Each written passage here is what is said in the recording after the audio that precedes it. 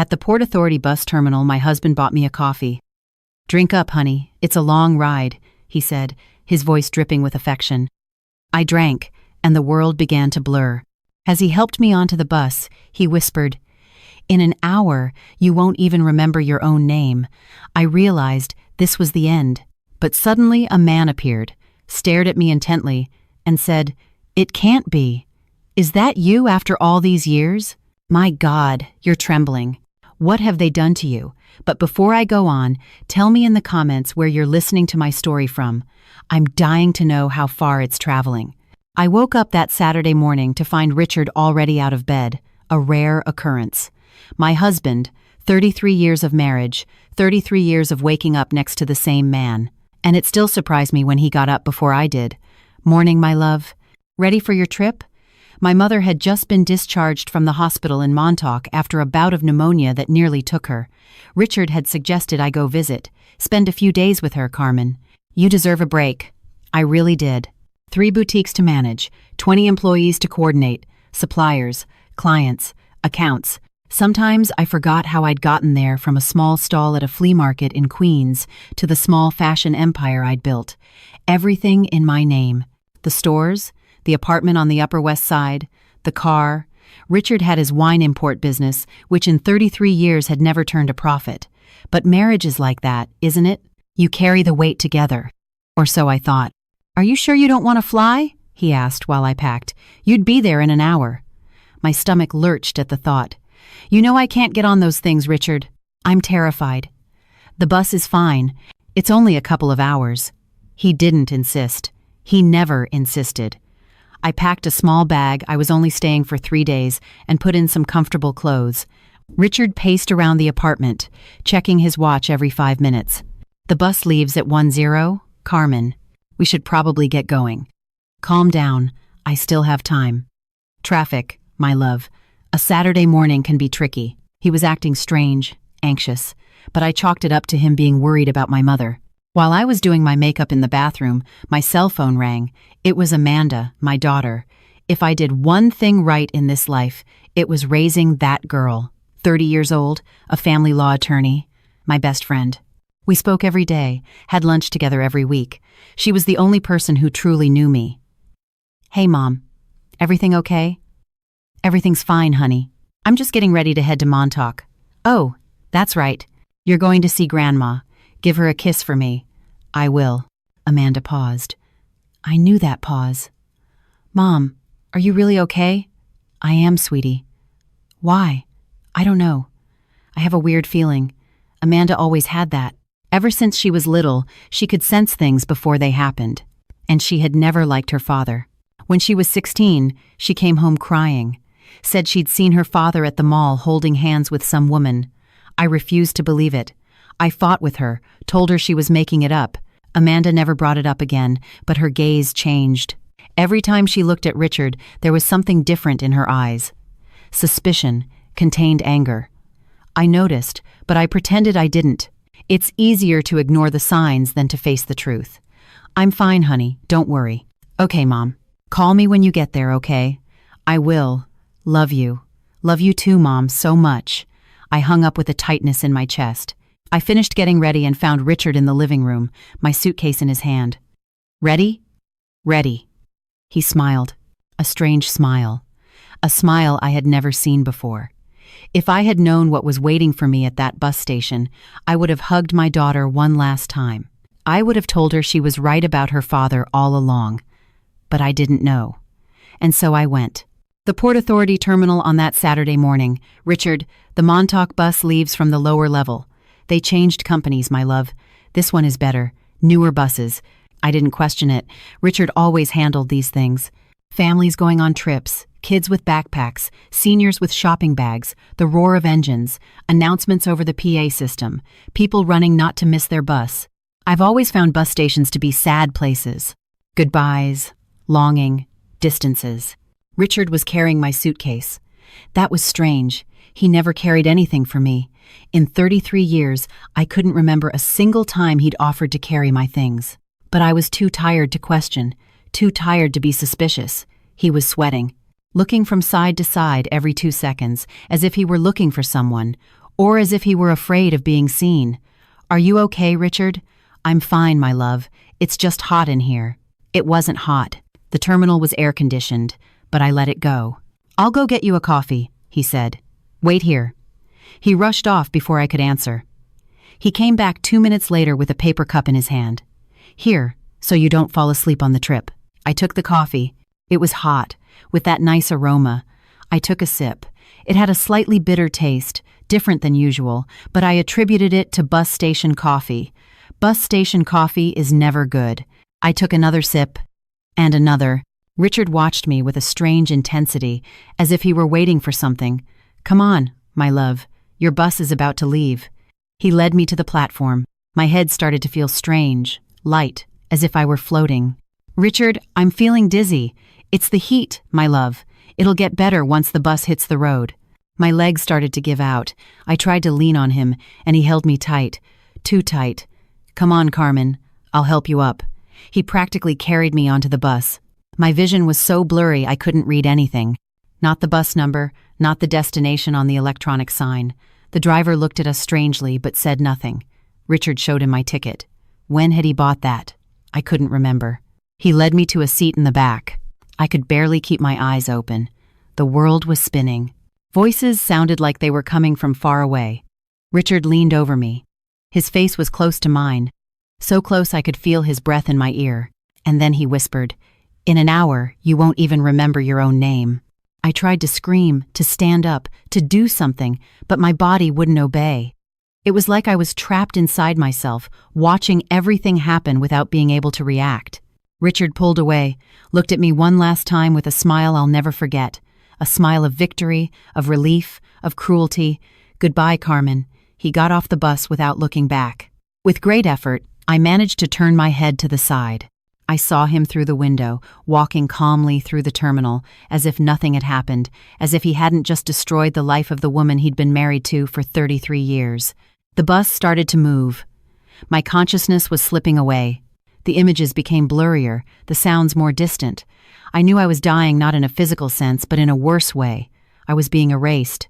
The last thing I thought of before almost losing consciousness was Amanda. She was right. She was always right. And I never apologized. The bus stopped. I don't know how much time had passed, minutes, hours. Time had lost its meaning. I was in a state between consciousness and sleep, between life and death. Rest stop. I think that's what the driver had announced. Mandatory break for the driver. Passengers started to get up. I tried to do the same, but my body wouldn't obey. My legs were shaking, my head was spinning, sweat poured down my face. A woman sitting in front of me looked back and screamed, "This woman is sick. Somebody help!" Voices, so many voices, people running. Someone tried to lift me. I couldn't speak. I couldn't explain what was happening. They carried me off the bus. The fresh air hit my face. They sat me on a bench outside the rest stop building. People gathered around, looking with curiosity, concern, fear. The driver was yelling, "Someone call 911. I was going to die there." That's what I thought. I was going to die at a rest stop on I-95, without knowing why my husband had done this to me, without being able to say goodbye to my daughter. And then I heard a voice. "I'm a doctor." "What happened?" A man's voice, firm, authoritative, the voice of someone who knew what they were doing. I felt hands on my face, firm but gentle. Someone lifted my eyelids, looked into my eyes. I heard him rummaging through my purse, looking for my ID. And then the voice changed, from professional to shocked. Carmen. Carmen Prado. I tried to focus, to see who was speaking. A blurry face in front of me. A man, graying hair, brown eyes. Familiar, so familiar. "Paul?" My voice came out as a whisper, but he heard it. My God. After all these years, what happened to you? Paul Roberts, the shy kid from our high school in White Plains, 40 years ago. He was skinny, wore glasses, and was always being picked on by the bullies. One day, I saw 3 of them cornering him in the hallway, taking his lunch, pushing him against the wall. I was 15 and had a sharp tongue. I got in the middle of it, called them every name in the book, threatened to tell the principal. They left, laughing, but they never bothered Paul again. We became friends after that. He was smart, funny, kind. He helped me with math. I helped him not get beaten up so much. We spent all of high school together. He had a crush on me. I knew it. Everyone knew it, except me, who pretended not to see. Senior year, at the prom, he asked me to come out to the school garden. He was nervous, stammering, sweating. He started to say something, but before he could finish, Richard showed up. Richard, the popular one, the handsome one, the guy with the cool car. "Carmen, come on. I'll give you a ride." I looked at Paul and said, "Sorry, Paulie. We'll talk later?" There was no later. I started dating Richard. Paul went to med school in another state. We lost touch. 40 years without seeing that face. And now he was here, in front of me, looking at me with a mixture of shock and concern. "Carmen, talk to me. Did you take something? Eat something?" I tried to answer. The words came out jumbled. Broken. "Coffee. Richard. Coffee." Paul understood. I saw it in his eyes. He got it instantly. "That bastard," he muttered, and then, yelling, "Somebody call 911 now. Tell them it's acute poisoning." He laid me on the ground on my side. Recovery position, I think it's called. He monitored my breathing, kept me from passing out completely. "Carmen, stay with me. Look at me." I tried with all the strength I had left, but the world was going dark. He wanted to kill me. "I know, Carmen, I get it. But you're not going to die. Not while I'm here." Sirens. The ambulance arriving. Paramedics' voices. Paul giving instructions with the authority of someone who's done this for decades. Suspected poisoning with an amnesic sedative, probably a benzodiazepine or scopolamine. Urgent gastric lavage. Activated charcoal, full toxicology panel. "Are you family, sir?" Paul looked at me, at the woman he had loved 40 years ago and had never forgotten. "I'm a friend." For 40 years, he held my hand as they put me on the stretcher. He didn't let go for a second. The last thing I saw before I blacked out was his face. The boy I had saved 40 years ago, now saving me back. Paul saved me twice at that rest stop. Once as a doctor, and once as the friend I never should have let go. I opened my eyes to a white ceiling. The smell of disinfectant, the beeping of machines, fluorescent lights, a hospital. I was alive. For a moment, I didn't remember anything.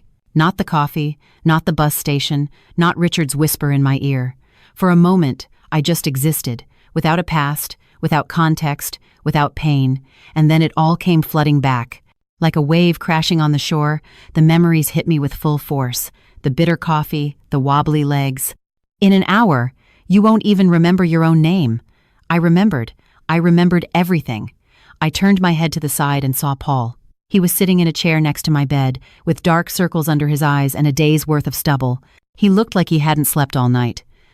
"Carmen," he leaned forward, relieved. "You're awake." "Thank God, you're awake." I tried to speak, but my throat was dry. Paul got a cup of water and helped me drink. The water went down slowly, cool, healing. "What time is it?" I asked, my voice still hoarse.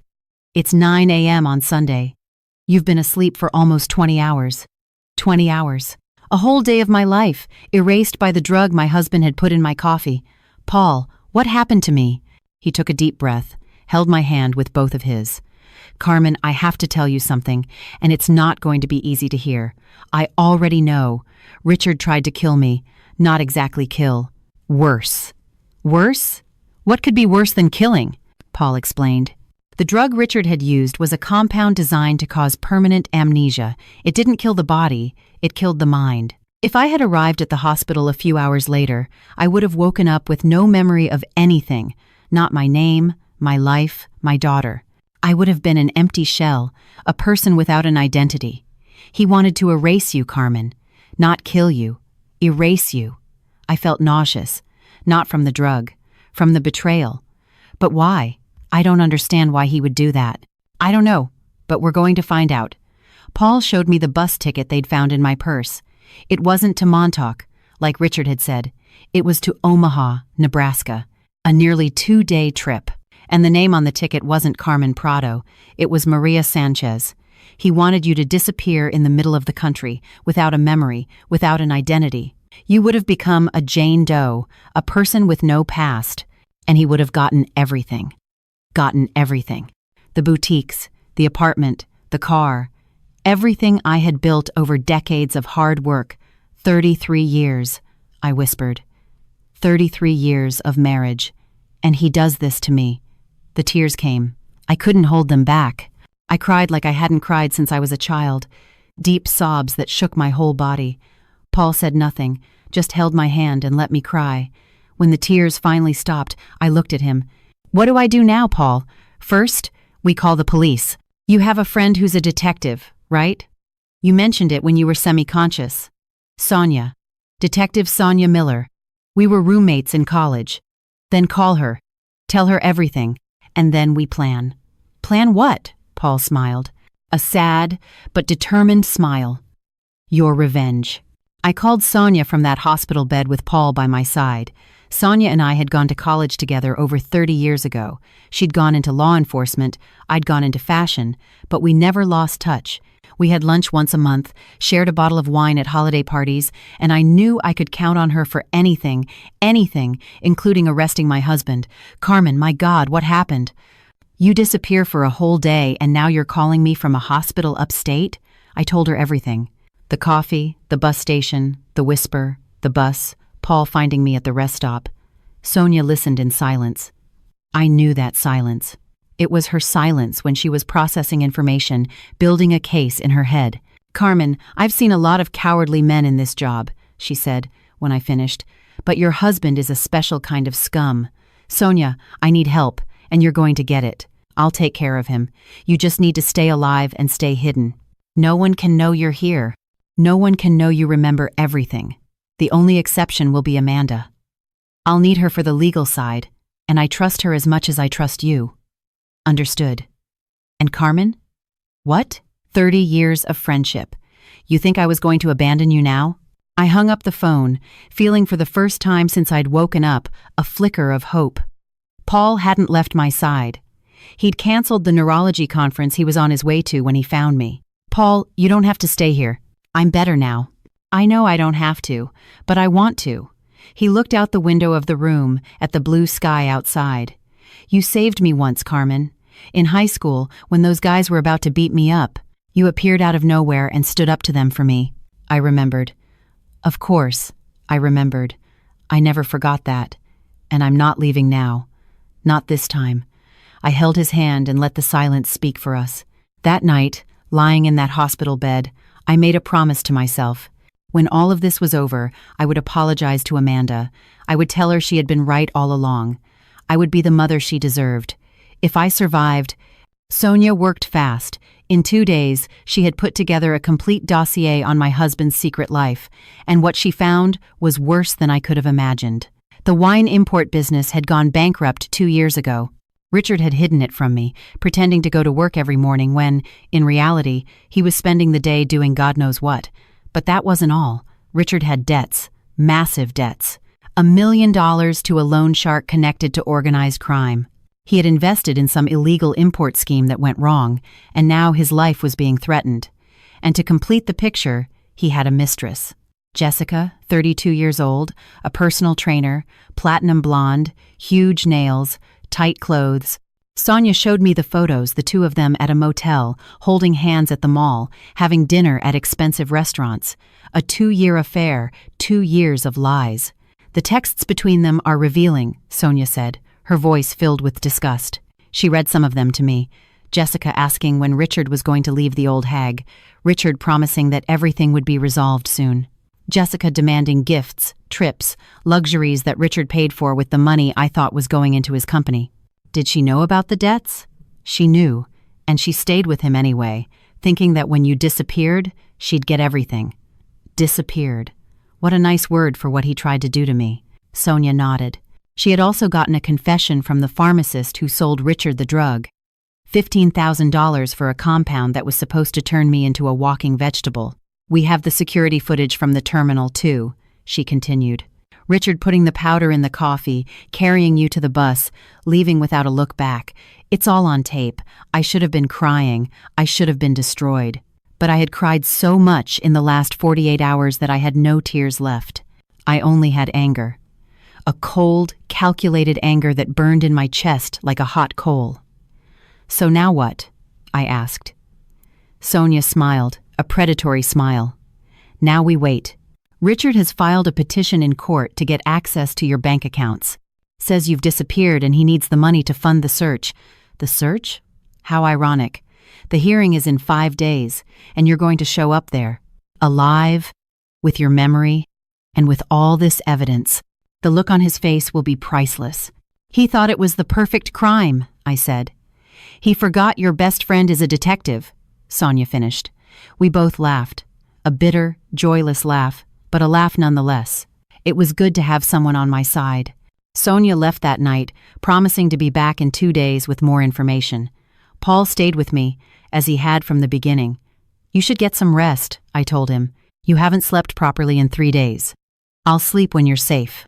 I looked at him, at the man he had become, kind, dedicated, loyal, everything Richard had never been. We sat in silence, but it was a good silence, a silence full of unsaid things that would one day be said. The next morning, Sonia called with urgent news. "Carmen, your husband called the hospital. My blood ran cold. Does he know I'm here?" "No. He was calling hospitals along the bus route, looking for a woman in her 52nds with no ID. The receptionist almost told him you were admitted." "Almost? I got there seconds before. I've put you under police protection. No information about you can be released to anyone." I breathed a sigh of relief, but paranoia had set in. "Sonia, what if he finds out? What if he comes here to finish the job?" "He won't. There are 2 officers at your door 24/7. You're safe, Carmen, I promise." I wanted to believe her. I needed to believe her. "There's one more thing," Sonia said, and her tone changed, became more hesitant. "What is it?" "It's about Greg. Greg, my son, 32 years old, worked in his father's company, always asking for money. What about Greg?" "Carmen, he knew about the mistress. For over a year." The world stopped. "What?" "We found texts between him and Richard. Greg knew about the affair with Jessica, and he didn't tell you. And now, after you disappeared, he's agreed to testify on his father's behalf in court. He's going to say your marriage was perfect." I couldn't breathe, couldn't think. "My son, my own son. And Amanda?" I asked, my voice breaking. "Amanda is desperately looking for you. She's been to the precinct 3 times in the last 2 days. She knows something is wrong." Of course, she knew. Amanda always knew. I hung up the phone and stared at the ceiling. Paul was by my side, but he said nothing. What could he say? Richard had almost found me, by seconds. But luck had changed sides. And my son, my own son, knew everything and hadn't told me. I couldn't sleep that night. I lay staring at the ceiling, processing what Sonia had told me. My son knew. For over a year, Greg had known his father had a mistress, and he chose not to tell me. Why? I tried to remember my 2 children growing up, tried to understand where I'd gone wrong, at what point things had gone so terribly wrong. Greg had always been his father's son. Ever since he was little, he preferred Richard. He wanted to go along on business trips. He was dazzled by the expensive gifts his father brought back. He repeated Richard's phrases as if they were gospel. I thought it was sweet. A boy who admired his father. What could be wrong with that? Everything. Everything was wrong.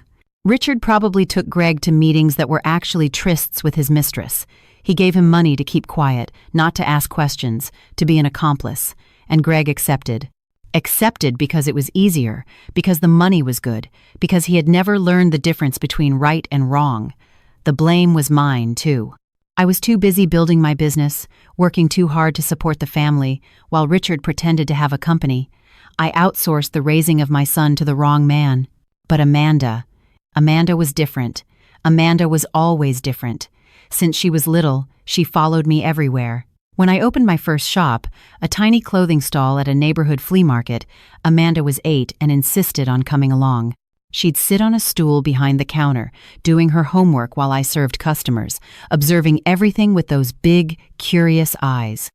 "Mom, why was that lady crying?"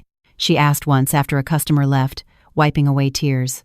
"Because her husband did something very mean, honey, and she's sad." "What did he do?" "Grown-up stuff. You'll understand when you're older." "I don't want to understand. I want to help her." At 12, Amanda started helping me with inventory. She'd check the pieces, organize by size, note what was missing. She had a natural talent for numbers and an impressive memory. "Mom, we're missing 3 blue tops in size medium, and the supplier sent 2 fewer skirts than we ordered." "How do you know that, honey?" I counted. By 15, she was already waiting on customers. The women loved her. She had a gentle way of listening, of making people feel special. And she heard the stories. Stories of unhappy marriages, of betrayals, of women who had given everything for their families and received ingratitude in return. "Mom, when I grow up, I want to be a family law attorney." "Why, sweetie?" "Because I want to help these women. I want to get justice for them." I hugged my daughter that day, so proud. I didn't know that one day I would be one of those women. At 16, Amanda came to tell me she'd seen her father with another woman, and I didn't believe her. I called her a liar, told her she was making it up because she didn't like her father. Amanda never brought it up again, but her gaze changed. She distanced herself from Richard, started avoiding him, speaking only when necessary, and I, blind and cowardly, pretended not to notice. At 18, she went to college to study law. At 23, she passed the bar exam. On her second try, after a first failure that devastated her, I remember her phone call, crying, saying she was a failure. "Amanda, listen to me. You get up, you dust yourself off, and you try again. That's what we do. That's what I've always done." She got up, she dusted herself off, she tried again, and she passed. At 30, Amanda was a respected lawyer, specializing in domestic violence cases and contentious divorces. She defended women like the customers in my stores, women who had been betrayed, abandoned, humiliated. And she was good at it. We talked every day, had lunch every week. She was my best friend, my confidant, the only person who truly knew me. When I was sad, she could tell before I even opened my mouth. When I was happy, she celebrated with me. "Mom, you're my hero," she told me once during a Sunday lunch. "You built all this from scratch, started selling clothes at a flea market, and now you have 3 boutiques. I want to be just like you when I grow up. You're already grown up, honey. And you're much better than me." Impossible.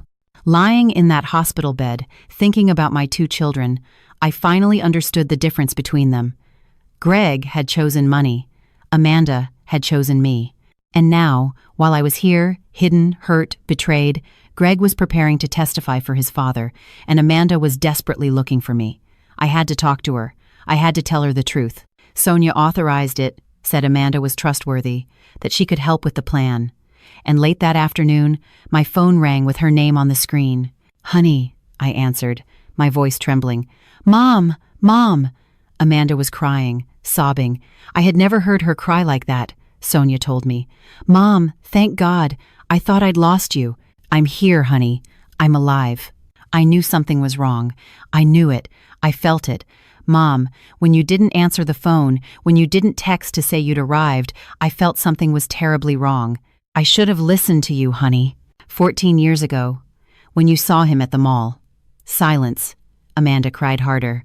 "You remember that?" "I never forgot, Amanda. I just didn't want to believe it, and I'm so sorry. I'm sorry for not listening, for calling you a liar, for choosing him over you. Mom, forgive me. Forgive me for not insisting more." "Forgive you? You forgive me, honey. You were right all along. And I was an idiot. You weren't an idiot. You trusted your husband. There's nothing wrong with that. There was everything wrong with it, honey. And I almost paid for it with my life." Amanda wanted to come to the hospital right then, get in her car and drive to New Haven, hug me, protect me. "Not yet, honey. Sonia has a plan, a hearing in 5 days. I need to show up there, alive, with all the evidence." "What hearing?" I explained. "Richard asking for access to my accounts, claiming I had disappeared, playing the part of the worried husband." "I'll be there," Amanda said, her voice shifting from tearful to determined. "I'll be your lawyer at that hearing. Honey, you don't have to." "Mom." Her voice cut mine off, firm, no room for discussion. "You taught me to be strong. You taught me to fight. You told me to get up, dust myself off, and try again. Now it's my turn to do the same for you. Don't argue with me." I cried, but this time they were different tears. Tears of gratitude, of pride, of love. What did I do to deserve a daughter like you? You raised me. That's what you did. Sonia arrived at the hospital 2 days before the hearing. She brought everything, the evidence, the videos, the message screenshots, the pharmacist's confession, a thick folder of documents that proved, beyond a shadow of a doubt, that my husband had tried to destroy me. The plan is simple, she explained, spreading the papers on the small table in the room. Richard filed for access to your accounts, said you disappeared and he needs the money to fund the search. How ironic. He made me disappear, and now he wants money to look for me. Exactly. The hearing is on Thursday at 2 p.m. at the courthouse in Manhattan. You're going to show up there. Alive, lucid, memory intact, and with all this evidence. The look on his face will be priceless, I said. It'll be more than priceless. It'll be historic. Paul was sitting on the other side of the room, listening in silence. He hadn't left my side for a single moment during those days. He had become my anchor, my point of balance, my reason to believe there were still good men in the world. Sonia hesitated, looked at Paul, then at me. Carmen, there's something else. About Greg. My stomach sank. What about him? She showed me screenshots of conversations between Richard and Greg. Messages exchanged over the past months, the past years. My son knew about the mistress. For over a year.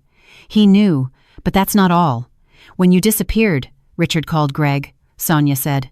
He asked him to testify for him in court, to say your marriage was perfect, that you never showed signs of wanting to leave. And what did Greg say? Sonia showed me the message. I'm with you, Dad. I'll say the marriage was perfect. I read it, reread it. I couldn't process it. There's more, Sonia said. We bugged Richard's phone. There's an audio recording of Greg. She pressed play. My son's voice filled the room. Dad, did Mom suspect anything? And Richard's voice responding, Don't worry. She didn't suspect a thing. My son's voice, cold, calculating, asking if I had found out anything before being poisoned, as if it were a logistical issue, as if I were a problem to be solved. I ran to the bathroom and threw up. It wasn't the drug. It wasn't the weakness. It was the betrayal of my own flesh and blood. When I came back to the room, Paul hugged me. Sonia waited in silence. I can't do it, I said, my voice broken. I can't face both of them, my husband and my son. How am I going to do this, Carmen? Sonia started. I just want to leave, disappear, start over somewhere else, far from all of this. Paul and Sonia looked at each other, not knowing what to say. And then my phone rang. Amanda, I answered, my voice still hoarse from crying. Amanda. Mom, what's wrong? You sound different. I can hear it in your voice. I told her about Greg, about the messages, the audio recording, silence on the other end of the line. And then my daughter's voice came back, different. It was no longer the voice of a worried daughter. It was the voice of a warrior. Mom, listen to me. Honey, I can't. You can. The strength in her voice made me pause. I spent 14 years knowing Dad was no good. 14 years being called a liar, dramatic. 14 years watching you defend him while I kept my mouth shut. I said nothing. What could I say? And you know why I never gave up on you? Because you never gave up on me. When I failed the bar exam the first time, remember what you told me? Get up, dust yourself off, and try again. Exactly. And I got up, and I tried, and I passed. Because of you, silence. So now it's my turn to tell you. Get up, Mom. Dust yourself off and go to that courthouse and destroy those two. I started to cry again, but they were different tears. You built an empire selling clothes at a flea market. You raised 2 kids practically on your own while Dad pretended to work. You survived a poisoning that should have erased you from existence. You think you can't face a coward and a spoiled brat? I laughed through my tears. A wet laugh, but a laugh nonetheless. And another thing, Mom, if you don't go, I will. I'll go there alone and destroy them both with my own 2 hands. But I'd rather you be there to see it. Because you deserve to see the look on their faces when they realize they've lost. I looked at Paul and Sonia, who were watching in silence. You're just like me, you know that? I said to Amanda. I know. That's why you're going to get out of that bed and go with me. I took a deep breath, wiped my tears, hardened my voice. Okay, honey, I'll go. On the other end of the line, I could almost hear my daughter's smile. That's my mom. 5 days. 5 days to face the man who tried to kill me and the son who betrayed me. But I wasn't alone anymore. I had Paul, I had Sonia, and I had Amanda, and that was all I needed. The 5 days before the hearing were the longest of my life. I was slowly recovering. The drug had left my system, but the emotional effects were still there. I'd wake up in the middle of the night in a cold sweat, dreaming of Richard whispering in my ear. Sometimes I'd have flashbacks during the day, the bitter taste of the coffee, the weak legs, the feeling of losing control of my own body. Paul never left my side. He slept in an armchair in the room, woke up before I did, brought coffee from the hospital cafeteria, and always took the first sip to show me it was safe. "You don't have to do that," I said the third time he did it. "I know, but I want you to feel safe." We talked for hours about the past, the present, the future. I learned things about Paul I'd never imagined. He'd been married for 22 years to a woman named Helena, an oncologist who died of cancer 3 years ago. "Life is ironic," he said. "She spent her entire career treating cancer in others, and she died of cancer. You loved her very much. She was my partner, my best friend, my other half. When she died, I thought I wouldn't be able to go on. But you did. We always go on, Carmen. It's what we do." I told him about my years of marriage to Richard, about the nights I slept alone while he worked late, about the times I had suspicions but chose to ignore them. "You were never happy with him, were you?" Paul asked. I thought for a moment. Had I been happy? I thought I was. But I think I was just used to it. Used to the routine, the company, the idea of having a family, real happiness. I'm not sure I ever knew it. "Yes, you did," Paul said. "You told me about Amanda, about how close you are, how she's your best friend. That's happiness, Carmen. That's real love." He was right. Amanda was my happiness. She always had been. On the 4th night, as I was trying to sleep, Paul pulled his armchair closer to my bed. "Carmen, can I tell you something?" "Of course. Do you remember that night, the senior prom, in the school garden?" I closed my eyes and remembered. It was June of 1983, the last big party before we all went off to college. The gym was decorated with blue and white balloons, our school colors. The music was loud, people were dancing, teenagers savoring the last few weeks before becoming adults. I was by the punch bowl when Paul appeared at my side. He looked different that night. He'd worn a dress shirt, combed his hair, even taken off his glasses. "Carmen, can I talk to you for a second?" "In private?" I looked around. My friends were on the dance floor. No one would miss me. "Sure, Polly. What's up?" He led me out to the school garden. It was a warm summer night. A full moon lighting up everything, the smell of honeysuckle in the air, crickets chirping, the music from the gym muffled by the distance. We stopped under a tree. Paul was trembling. "Carmen, I need to tell you something." "What is it? Are you okay?" "I am. No. I'm not. He took a deep breath. "I rehearsed this 1,000 times in my head, but now that you're standing here in front of me, I've forgotten everything." I laughed. "Calm down, Polly. It's me. You can talk." He looked me in the eyes, and I saw something there I'd never seen before. Or maybe I had seen it and just pretended not to. "Carmen, we've been friends for 3 years, and in those 3 years, you've been the most important person in my life. You defended me when no one else would. You made me laugh when all I wanted to do was cry. You made me believe I could be somebody." My heart started to beat faster, and I don't know how to say this, but he took a step toward me. I could feel his warmth, his nervousness, his love. "Carmen, A car horn cut through the night. We both turned. A red Camaro had pulled up to the school entrance, and leaning against it, smiling like he owned the world, was Richard. "Carmen, come on, I'll give you a ride." Richard, the popular one, the handsome one, the captain of the football team. The guy all the girls wanted and who, for some reason, had started noticing me that month. I looked at Paul, at my friend, at the boy who was about to tell me something important. "Sorry, Polly. We'll talk later." And I left, without looking back, without seeing his face fall, without knowing that later would never come. I opened my eyes. I was back in the hospital room, 40 years later. "I was going to ask you to be my girlfriend that night," Paul said, his voice hoarse. "I was going to tell you I'd loved you since I was 14.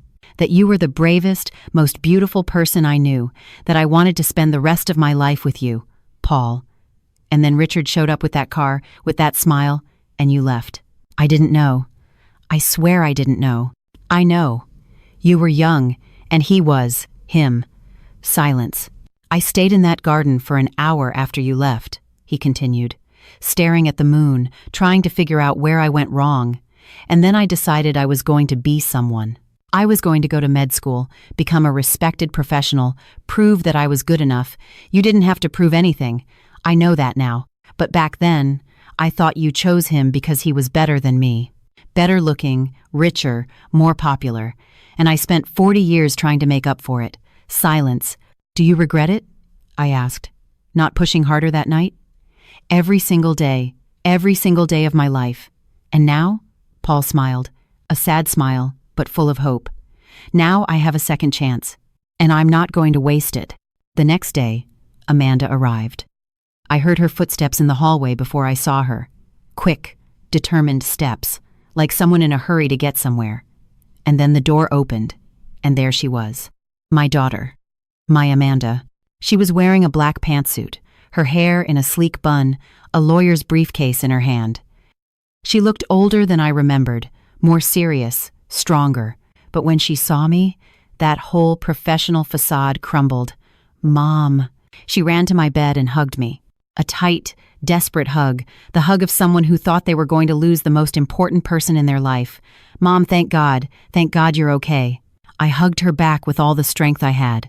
I'm here, honey. I'm here. We stayed like that for a long time, hugging, crying, without needing to say a word. Mother and daughter, reunited after the worst nightmare I had ever lived. When we finally separated, Amanda wiped her tears and became the lawyer again. Tell me everything. I want to know every detail of what happened, every piece of evidence Sonia has, every step of the plan. I told her, and as I spoke, Amanda took notes, asked questions, built the strategy in her head. She was brilliant. She had always been. And seeing her in action filled me with pride. The strategy is simple, she said when I finished. We let him talk first. Let him put on his little show of the worried husband, the desperate man looking for his wife. And then, we walk in. And when we walk in, Amanda smiled. A smile I knew well. Her smile when she was about to destroy someone in court. You walk in behind me. I'll go first, as your attorney. When the judge asks who is representing the victim, I'll introduce myself, and then you appear. And Richard will have a heart attack. Not literally, unfortunately, but the look on his face will be worth all this suffering. And Greg? Amanda's smile vanished. Her face hardened. Greg made his choice. He chose the wrong side, and he's going to pay for it. I felt a pang in my chest. He was my son, after all. Even after everything he had done, he was still my son. Amanda, I don't know if I can face him. It's one thing to face Richard, but Greg. Amanda took my hand. Mom, listen. Greg knew. He knew for over a year that Dad was having an affair. And not only did he not tell you, he agreed to testify for him, to lie to a judge, to betray you. I know, but there's no but, Mom. He chose money. He chose the allowance Dad gave him, the apartment Dad paid for, the Playboy lifestyle Dad funded. He sold you out for comfort. I stayed silent. And while he was doing that, while he was choosing Dad over you, you know what I was doing? What? I was at the police station 3 times in 2 days, begging Sonia to let me help with the investigation, spending sleepless nights trying to figure out what happened to you, crying in the office bathroom because I thought I'd lost my mother. Amanda's eyes were full of tears, but her voice remained firm. I was always on your side, Mom. Always. Since I was 16, when I tried to tell you about Dad and you didn't believe me. Even so, I never gave up, never abandoned you. Because that's what real family does. I hugged her again, my daughter, my warrior. I know, honey, I know. And I'm so sorry for not believing you, for choosing him so many times. You deserved a better mother. I had the best mother in the world, Amanda said. You were just blind. But now you can see. And we're going to get justice. Together, that evening, Amanda met Paul. I introduced them with a nervousness I hadn't felt in years. Amanda was my daughter, my best friend, the person whose opinion mattered most to me. And Paul, the man who was making me believe in second chances. Amanda looked at him for a long moment, analyzing, assessing, looking for signs of danger, and then she smiled. So you're the one who saved my mother. I was just in the right place at the right time. It was more than that. Sonia told me what you did, canceled your conference, stayed at the hospital all these days, took care of her as if she were. She paused. As if she were important. She is important, Paul said. She always was. Amanda looked at me. I saw in her eyes the same thing she was seeing in Paul's. Mom, I like him, she said, direct as always. He looks at you the right way. The right way? The way Dad never did. I didn't know what to say, so I said nothing. I just smiled. That night, as I was trying to sleep, Amanda came into my room. Mom, you awake? I am, honey. What's wrong? She sat on the edge of my bed, like she used to, when she was a little girl and had nightmares. I want to tell you something about Greg. I sat up, worried. What? About 6 months ago, I ran into him at a restaurant. We don't talk much, but he was alone, so I decided to sit with him, and Amanda took a deep breath, as if reliving the scene. We talked about life, about work, about family, and at some point, I noticed he was acting strange. He kept looking at his plate, pushing his food around without eating. It looked like something was weighing on him. What did he say? He asked how you were, asked if we still had our weekly lunches, if you seemed happy. Strange questions for someone who never seemed to care about that. My heart sped up. And then he said something I never forgot. He said, Amanda, sometimes I look at Mom and I feel like we should have done more, protected her more, said more. Said more about what? That's exactly what I asked. And he went silent for a long time, fidgeting with his glass, avoiding my gaze. I could see he was fighting an internal battle, that there was something on the tip of his tongue that he wanted to say but couldn't. Amanda looked at me, so I pushed him. I asked him directly, Greg, what do you know that I don't? What are you hiding? And he almost said it. Mom, I saw it in his eyes. He opened his mouth and took a deep breath and closed it. He closed his mouth, asked for the check, and said he had to go, that he had a commitment. But I saw it, Mom. I saw he was going to tell me about Dad, about the affair, about everything.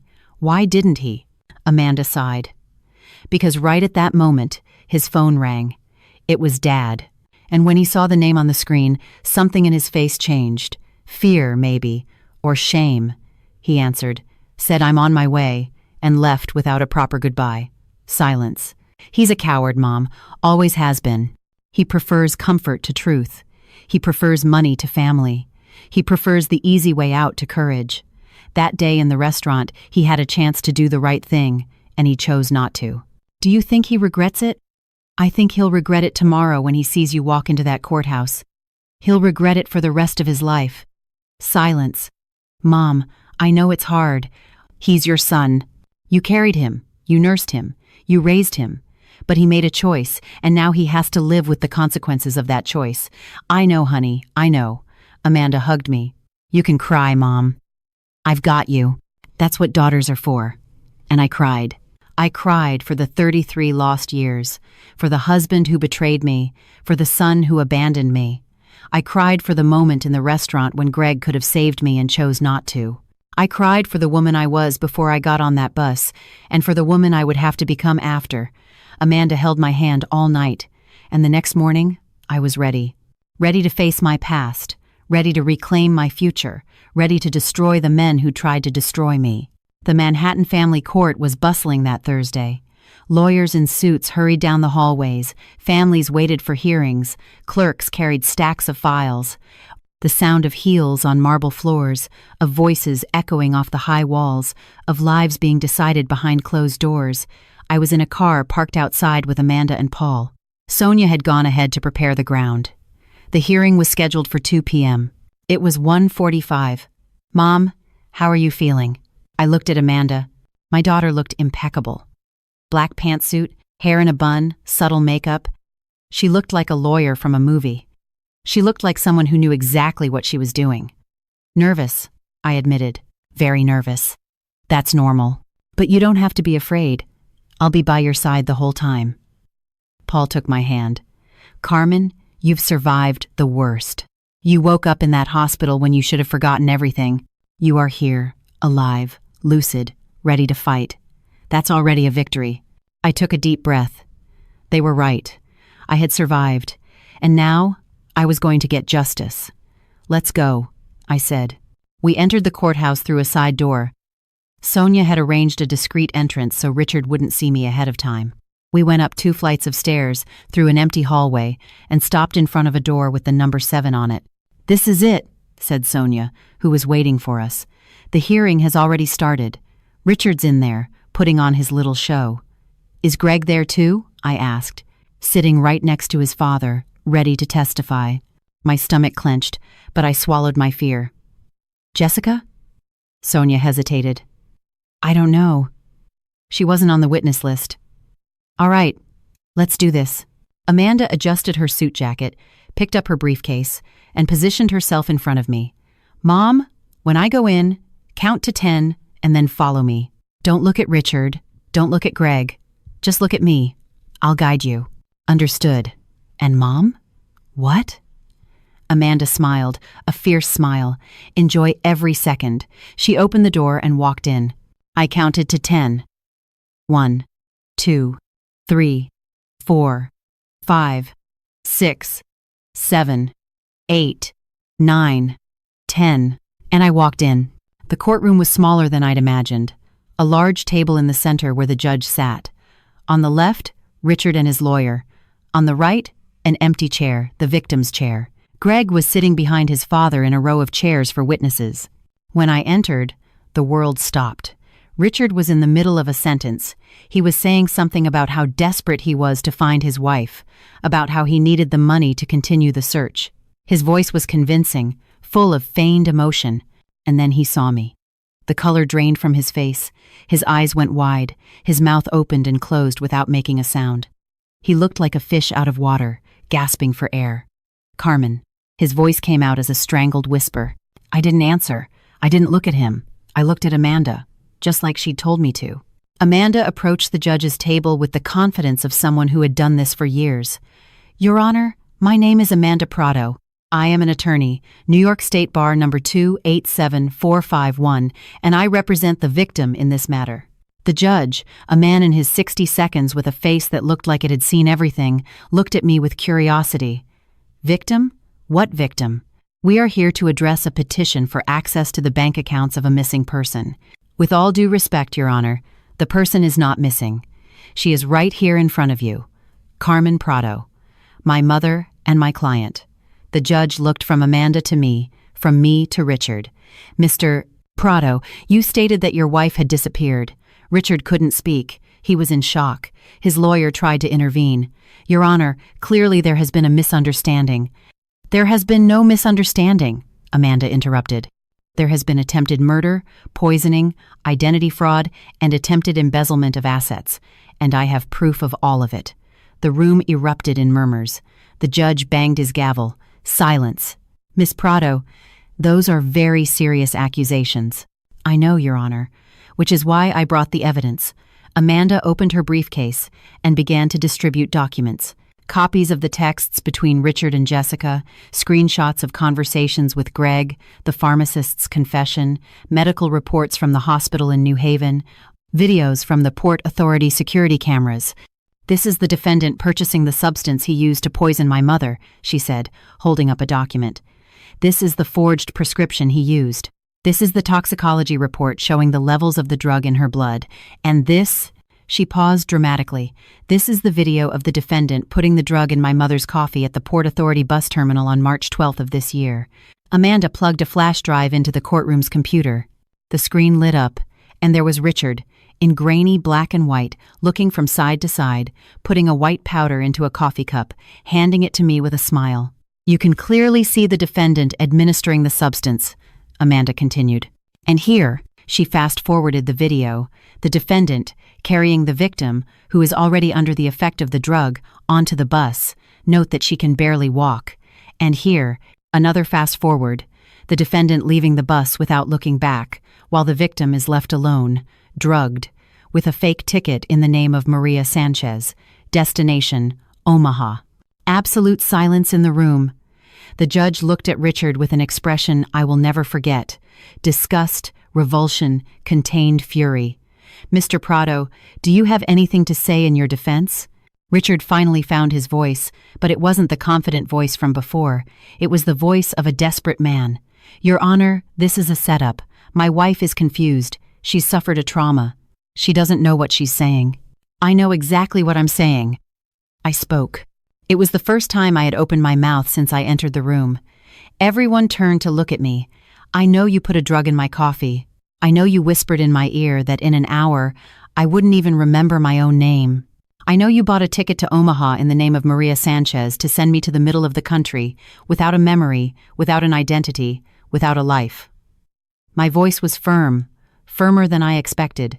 "I know you have a mistress named Jessica, that you owe almost $1 million to a loan shark, and that you planned all of this to get my money. The money I built, the stores I built, the assets I accumulated while you were pretending to have a company." Richard was white as a sheet, trembling, sweating. "Carmen, my love, I can explain. Don't call me my love." My voice cut like a knife. "You lost that right when you tried to erase me from existence."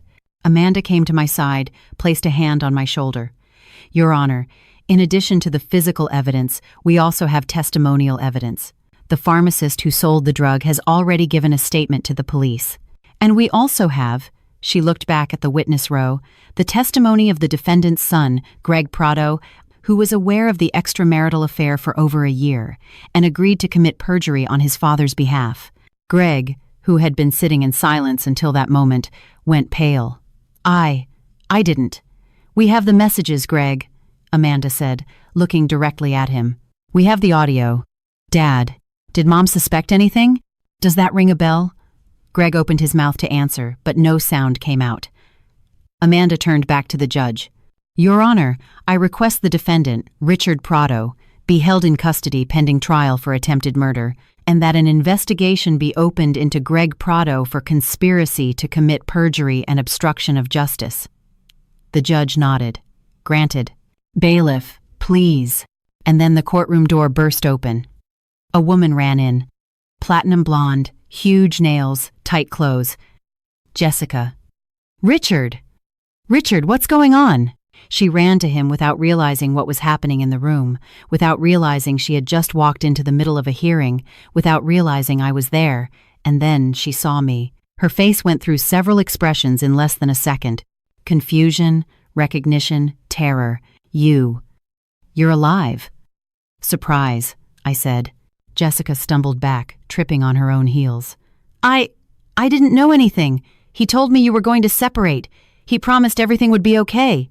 "He promised a lot of things, didn't he?" Amanda said. "Promised he'd leave my mother. Promised he'd get rich. Promised you'd live happily ever after. And you believed it all." Jessica looked at Richard, desperate. "Richard, say something. Say this isn't true." Richard didn't answer. He was staring at the floor, defeated. "Richard, shut up, Jessica."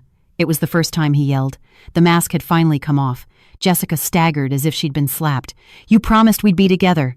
You said she would disappear and we could be happy. I told you to shut up." But Jessica was in a panic. The words poured out of her, unfiltered. "You said the drug would make her forget everything. You said she'd end up as a Jane Doe somewhere and nobody would ever know. You said the money would be ours." A deadly silence fell over the room.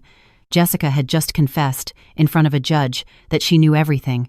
Sonia, who had been standing at the back of the room, approached her. "Jessica Almeida, you are being detained as an accomplice to attempted murder. You have the right to remain silent. Anything you say can and will be used against you in a court of law." Jessica started screaming, crying, struggling. "I didn't do anything. It was all him. I just wanted to be with him." As the bailiffs dragged her from the room, she kept screaming, mascara running down her face, hair a mess, the whole femme fatale facade crumbling into hysterics. I watched her being led away and then turned back to Richard. "So that's the woman you tried to kill me for, the woman you threw away 33 years of marriage for." I took a step toward him. "She's not even that pretty." Someone in the room laughed. A muffled, nervous laugh. Richard turned red, and then it happened. Richard fell to his knees on the courtroom floor. In front of the judge, in front of the lawyers, in front of everyone, he collapsed like an empty sack, his legs giving out from under him. "Carmen!" His voice came out strangled, desperate. "Carmen, please, forgive me. I messed up. I know I messed up, but I love you. I've always loved you." I looked at him, at the man who had been my husband for 33 years, the man who had put poison in my coffee and sent me to the other side of the country to die without a memory. And now here he was, on his knees, crying, begging. "Please, Carmen, tell the judge you forgive me. Tell him it was a misunderstanding. We can start over, my love. We can. Get up." My voice was as cold as ice. "Carmen, please, get up." He flinched, still on his knees, tears streaming down his face. "You want me to feel sorry for you?" I asked. "You, who planned to erase me from existence. You, who was going to take everything I built while I wandered without a memory through the middle of the country? You want pity?" Silence. "I spent 33 years of my life with you. 33 years working, building, supporting this family while you pretended to have a company. And you repaid me by trying to kill me." I took a step back. "Get off the floor, Richard. Get up and look at me." He staggered to his feet, his eyes swollen, his face wet, his whole confident man persona destroyed. "Now you're going to jail, and I'm leaving, and I never, ever want to see your face again." I turned my back on him. "Carmen! Carmen!" he screamed behind me, but I didn't look. I didn't turn. I kept looking forward as Sonia approached him with the handcuffs. "Richard Prado, you are under arrest for attempted murder." I heard the click of the cuffs. I heard him being dragged away, still screaming my name, but I didn't look. I didn't give him the satisfaction. Sonia stopped by my side before leading him out. "I will personally make sure he rots in jail, Carmen. I know you will." When the door closed behind Richard, I turned to Greg. My son was sitting in the same chair, paralyzed. He hadn't moved during the scene with Jessica, during his father's arrest. He was in shock. Amanda stood next to me. "Greg," she said, her voice icy. "Do you have anything to say?" He looked at me, into the eyes of the mother he had betrayed. "Mom, I didn't know he was going to do that. I swear I didn't know." "You knew about the mistress," I said, "for over a year. I thought it wasn't my business. I thought you two would work it out. And when I disappeared, when your father said I was gone, you didn't suspect anything?" Greg fell silent. "You agreed to lie to the judge," Amanda continued. "You were going to say our parents' marriage was perfect. You were going to help Dad steal our mother's money. I wasn't. You chose the wrong side, Greg." Amanda's voice was sharp as a razor. "You chose money over our mother. Congratulations. I hope it was worth it." Greg started to cry. "Mom, forgive me. Please. I messed up. I know I messed up." I looked at my son, at the man I had raised, nursed, protected, at the man who had chosen his criminal father over his innocent mother. "I don't know if I can forgive you, Greg. Not now. Maybe never. Mom, go home. We'll talk later, if I can." Greg got up, stumbling, looked at me one last time with tear-filled eyes, and left the room. When the door closed, I finally allowed myself to breathe. Amanda hugged me. "You were incredible, Mom. Incredible. I couldn't have done it without you, honey. Yes, you could have. You can do anything." Paul approached. He had stayed at the back of the room during the entire hearing, watching in silence. "Carmen," he said simply. I looked at him, at the man who had saved me at a rest stop, at the man who had stayed by my side during the worst days of my life, at the man who had loved me for 40 years and had never given up. "It's over," I said. "Finally, it's over." "No," Paul said with a gentle smile. "It's not over. It's just beginning." The next year and a half was about rebuilding. Richard was sentenced to 18 years in prison for attempted murder, poisoning, and fraud. The judge cited the aggravating circumstances, the premeditation, the cruelty of the method, the attempt to steal the victim's assets, and handed down an exemplary sentence. Jessica got 4 years as an accomplice. At her trial, she tried to play the victim, said Richard had manipulated her, that she didn't know the whole plan. But the texts were there, the evidence was there, and the jury had no mercy. I heard later that her life fell apart. She lost all her personal training clients. The gym where she worked fired her. Her Instagram followers vanished. One of my employees told me she saw her the other day working as a cashier at a supermarket in the Bronx. Hair tied back, blue uniform, no makeup, unrecognizable. Miss Carmen, you won't believe who I saw scanning groceries yesterday. I believed her, and I felt no pity. Greg was not incarcerated. The DA's office determined he had no direct involvement in the crime, only prior knowledge of the affair. But his reputation was destroyed. The story was in all the papers. Son knew of father's plan to poison mother, said nothing. He lost his job, his friends, his girlfriend. I should have felt satisfaction. Justice had been served. But what I felt was a huge emptiness. I moved back to the city 2 weeks after the trial. I took back the reins of my boutiques, which had been managed by my store managers in my absence. They'd done an impeccable job. Sales were even up. But I needed to come back. I needed normalcy. Paul returned to his practice upstate. We talked on the phone every day, saw each other on weekends, but he had his life and I had mine. We were building something slowly, carefully, without rushing. I waited 40 years, he said once. I can wait a little longer. Amanda was always nearby. We had lunch every week, just like before, but it was different now. There were no secrets between us. Now I knew she had always been right, and she knew I had finally seen the truth. Mom, are you happy? She asked me at one of those lunches. I'm trying, honey. One day at a time. Paul helps. I smiled. He helps a lot. Amanda smiled back. Good. You deserve someone who treats you right. And then, almost 2 years after the trial, Greg showed up. I was at the store, checking a winter shipment, when one of my employees came to get me. Miss Carmen, there's a man here to see you. Says he's your son. My heart pounded. I hadn't spoken to Greg since the day in court. I hadn't answered his calls, hadn't replied to his texts. I wasn't ready. But he was here, and I had to face this. I went to the front of the store. Greg was standing on the sidewalk outside. He looked different. Thinner, more tired. Unshaven, wearing simple clothes, nothing like the playboy I knew. Mom, he said when he saw me. Greg. We stood in silence for a moment. The sounds of the city around us, cars passing, people talking, normal life continuing while we stared at each other. Can I come in? He asked. What do you want? To talk. Just talk. I hesitated. Part of me wanted to send him away. Part of me wanted to scream at him, to say everything I had held inside for all this time. But another part, the mother part, the part that never dies, wanted to hear what he had to say. 5 minutes, I said. We went to my office in the back. I sat behind my desk. He remained standing, nervously. Mom, I didn't come here to ask for forgiveness. I know I don't deserve it. Then why did you come? Because I want you to know that I get it. I get what I did. I get how badly I messed up. I said nothing, just waited. I've spent all this time thinking about how I got to this point, how I became the kind of person who knows his father is having an affair and doesn't tell his mother, who agrees to lie to a judge, who chooses money over family. He took a deep breath, and I realized, Mom, I became a copy of Dad. I learned from him how to lie, how to manipulate, how to put my own interests above everything else. And I'm disgusted with myself. Greg, let me finish, please. I nodded. I didn't come to ask you to forgive me. I don't deserve it.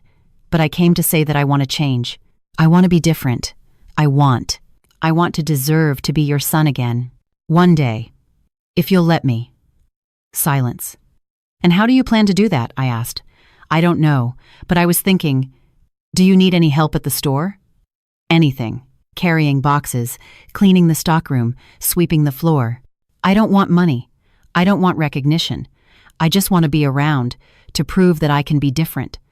I looked at my son, at the man who had betrayed me, who had chosen his criminal father, who had nearly helped to destroy me, and I saw something in his eyes that wasn't there before. Shame. Real shame. The stockroom needs organizing, I said after a long silence. There are boxes that haven't been opened in months. They need to be cataloged, separated by size, organized on the shelves. I'll do it. I'm not paying you for the first few weeks. You show up, you work, and you go home. No conversation, no drama. If you're still showing up after a month, we'll talk again. Okay. And Greg? What? If you miss a single day, it's over. For good. I won't miss a day, Mom, I promise. He started the next day. For the first few weeks, I barely spoke to him. He'd arrive at 8 a.m., go straight to the stockroom, and work all day carrying boxes, organizing shelves, doing the manual labor no one wanted to do. At the end of the day, he'd leave without a word of complaint. The third week, I walked past the stockroom and saw him teaching a new employee how to organize the merchandise. It's easier to find things this way, he was saying. My mom created this system years ago. It's brilliant. My mom. Not Carmen, my mom. The second month, I had him help out on the sales floor. He learned quickly, discovered he had a knack for it. He knew how to listen to the customers, to understand what they wanted. The third month, I called him into my office. Greg, you seem different. I want to be different, Mom. I need to be. He looked at me, his eyes filled with that same shame. You're the strongest person I know. You built all of this from nothing, and I threw it away for money, for cowardice.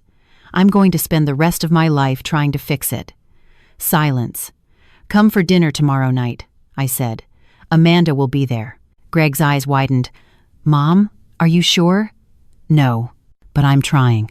Amanda hates me. She has every right to. I know, but she's your sister, and family tries, even when it's hard. Greg started to cry silently. No sobs, just tears streaming down his face. Thank you, Mom. Thank you. Don't thank me yet. This doesn't mean everything is okay.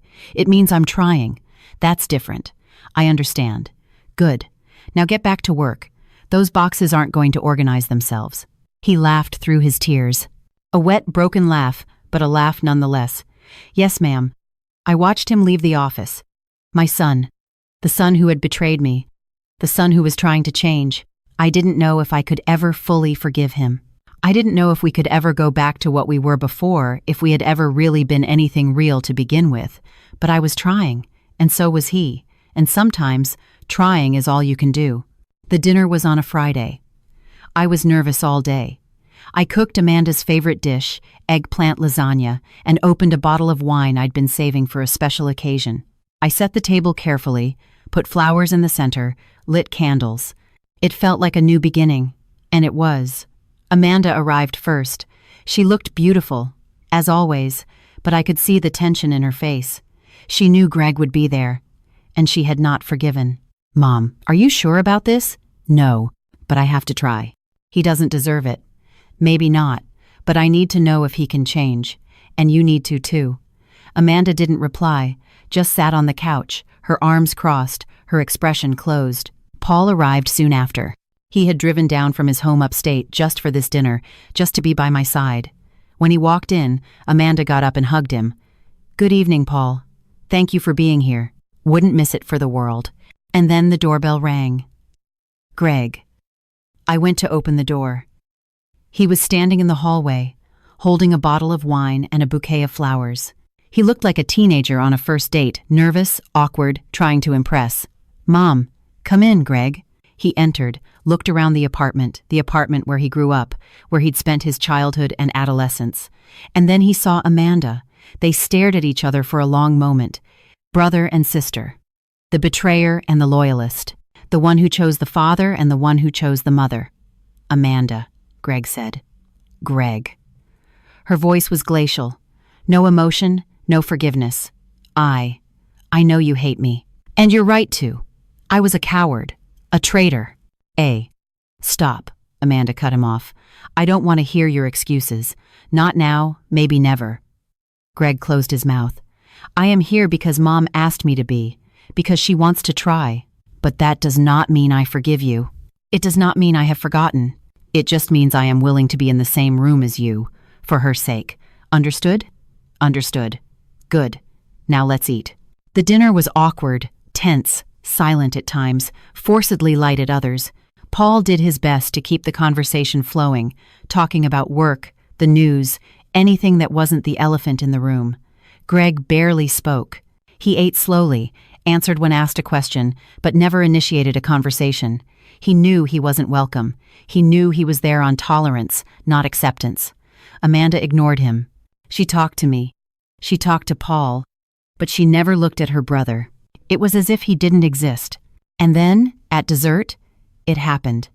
I had made a flan, another family recipe, another decades-old tradition. I put the dishes on the table and sat down.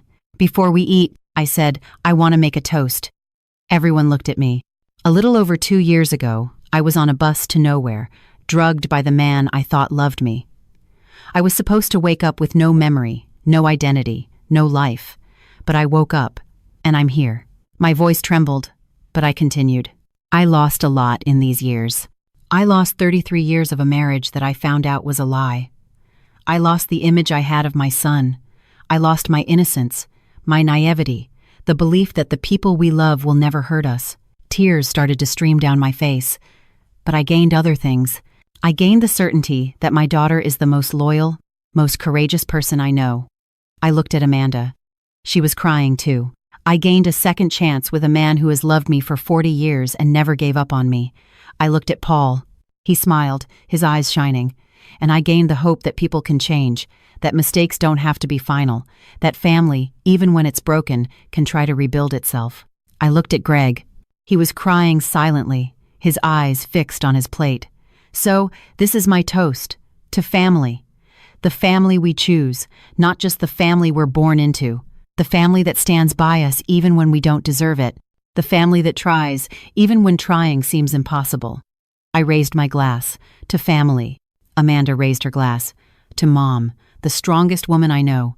The woman who taught me how to fight, how to never give up, how to get up and dust myself off. I am proud to be your daughter every day, every hour, every moment. She looked at me with all the love in the world in her eyes. You are my hero, Mom. Always have been, always will be. Paul raised his glass. To Carmen, the woman I've loved my whole life and never had the courage to tell. The woman who saved a shy kid 40 years ago and changed his life forever. The woman I will love until the last day of my existence. He took my hand. I waited 40 years for you, Carmen, and it was worth every second. Greg hesitated, looked at the glass in his hand, at the red liquid gleaming in the candlelight, and then he stood up. I don't deserve to make a toast. I don't deserve to be here.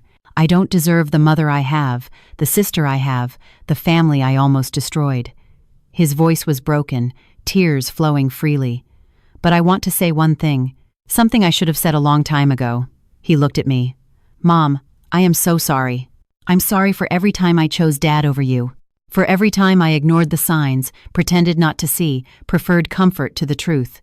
I am sorry for being a coward. He looked at Amanda. Amanda, you were always better than me. Always.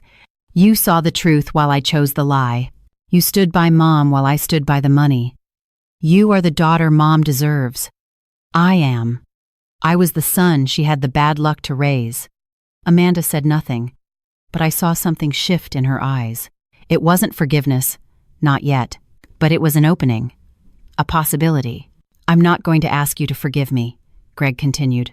I don't deserve it, but I will promise you one thing. I will spend the rest of my life trying to be the son Mom deserves, the brother Amanda deserves, the person I should have been from the start. He raised his glass, his hands shaking. To my mother, the strongest woman in the world, the woman I betrayed and who is still giving me a second chance, I promise I will not waste it. Silence. Amanda said nothing, didn't raise her glass, didn't look at him. Greg stood there, alone, his glass raised with no one to clink it against. After a moment that felt like an eternity, he lowered his glass and sat down in silence, defeated. Only the three of us toasted, me, Amanda, and Paul. Greg just stared at his plate. The dinner ended in silence. No one touched the flan. Amanda left first. She hugged me at the door, tight, for a long time. I love you, Mom. I love you too, honey. More than anything. About Greg. What? She took a deep breath. I haven't forgiven him. And I don't know if I ever will. He can work at the store, he can try to change, he can do whatever he wants. But to me, he died in that courtroom. The day he chose Dad over you. Amanda, I know you want us to be a family again, but some things can't go back, Mom. Some things break, and they don't glue back together. She kissed my forehead. You're too good. I'm not. And she left. Greg left soon after. At the door, he stopped. "Mom, thank you for dinner, for the chance." I looked at my son, at the man who had betrayed me, the man who was trying to change. "Greg, I'm going to be honest with you." He waited. "I don't know if I can forgive you. I don't know if I ever will. You can keep working at the store. You can keep trying. But don't expect things to go back to how they were, because they won't." His eyes filled with tears again. "I understand, Mom. I hope you really do, because Amanda is not going to change her mind, and I'm trying. But trying isn't the same as succeeding. I know, so go home, Greg. I'll see you at the store on Monday." He glanced back into the apartment, at Paul, who was in the living room. "Take care of her," he said. "She deserves someone who does." And he left. No hug, no forgiveness, no redemption. I closed the door and turned to Paul. We were alone. Finally, "Are you okay?" he asked. "I am. For the first time in a long time, I am truly okay." He came closer to me, took my hands. "Carmen, I need to ask you something." "What?" "I know you've been through so much. I know you need time, but I also know that I don't want to spend another day of my life away from you." My heart sped up. "What are you saying, Paul?" "I'm saying I love you, that I have loved you my entire life, and that I want to spend whatever time I have left by your side. If you'll have me, silence." "I'm not proposing," he continued quickly. "Not now. You just got out of a 33-year marriage. You need time. I get that. But I want you to know that I'm here, that I'll always be here, that I'm not going anywhere." I looked at him. At the man I had let go 40 years ago. At the man who had waited for me all this time. At the man who had saved me when I thought I was lost. "Paul," I said. "What?" "Shut up and kiss me." He laughed, and he kissed me. A kiss 40 years in the making, a kiss of second chances, a kiss of new beginnings. When we broke apart, I was crying, but they were good tears. Tears of happiness. "I chose wrong the first time," I said. "But this time, I'm going to choose right. Are you sure?" I smiled. 40 years of sure. We held each other for a long time in the middle of the empty living room, the wine glasses forgotten on the table. I didn't know what the future would bring. I didn't know if I would ever truly forgive Greg. I didn't know if Amanda would one day look at her brother without anger. I didn't know if the wounds would heal or if they would leave scars forever. But I knew one thing. I had survived. I had survived the poisoned coffee, the treacherous husband, the cowardly son. I had survived 33 years of lies and an attempt to erase me from existence. And now I was here, in the arms of a man who truly loved me, with a daughter who was my best friend, with a business I had built from the ground up. It wasn't a happy ending. It was a new beginning. And sometimes, a new beginning is everything you need. He wanted to give me poison. I gave him prison. I thought I knew my husband. I thought I knew my son. Life showed me that you only truly know people when they have to choose a side. If you've made it this far, subscribe to the channel so you don't miss the next stories, and tell me, who has ever disappointed you like this?